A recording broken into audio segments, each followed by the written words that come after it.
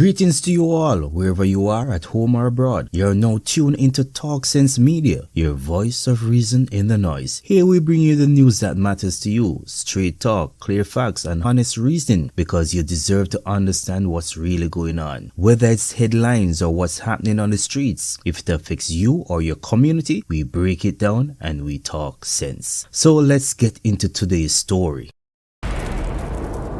Welcome back again, Talk Sense viewers and subscribers. In today's video, we're going to take a quick look at the RGR Gleaner Don Anderson poll. That's a recent poll, and it shows Andrew Holness leading by a very small margin. So let's listen to what Don Anderson had to say during this presentation of the results.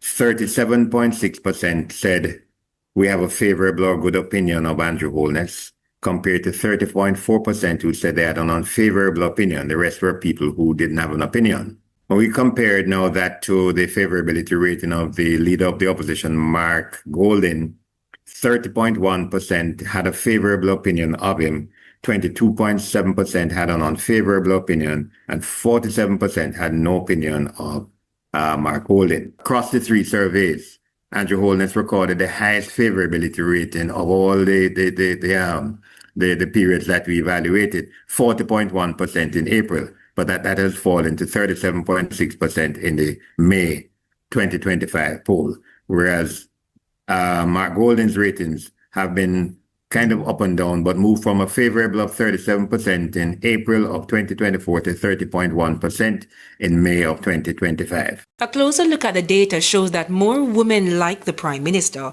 but more men prefer the opposition leader.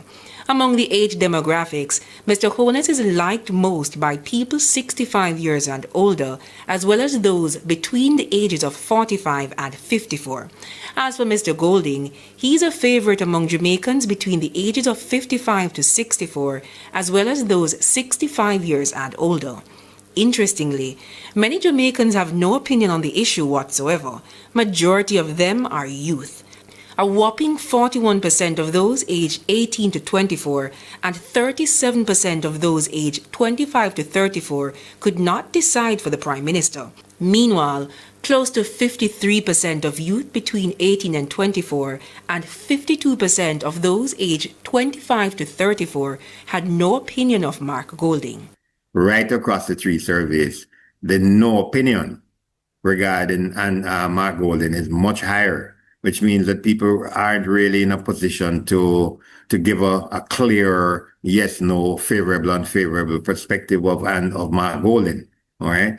And that's because, of course, he's not the leader of the government. He's not in the limelight as much, but he hasn't apparently projected himself to the extent that more persons would be able to comment on their favorability view. Remember to like, share, and subscribe. This is Talk Sense Media, your voice of reason in the noise.